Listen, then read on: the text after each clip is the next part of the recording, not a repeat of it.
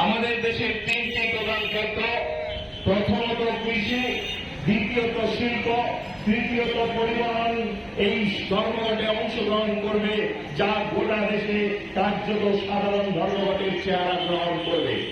আমরা জানি এই ধর্মঘটকে ভাঙবার জন্য, এই ধর্মঘটের বিরুদ্ধে ইতিমধ্যে বিজেপি রাস্তায় নেমে কথা বলতে শুরু করেছেন এবং আপনারা জানেন আমাদের দেশে এই মুহূর্তে এই সরকারটা তৈরি হয়েছে, যে সরকারের কাছে মানুষের প্রত্যাশা ছিল তার ক্ষুণ্ণবৃত্তি নিবারণ করবার জন্য আমাদের দেশের খাদ্য পাওয়া দরকার মানুষের।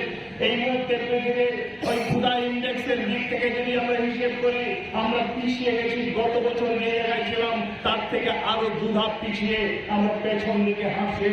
আপনাদের কথা শুনতে পাবেন না।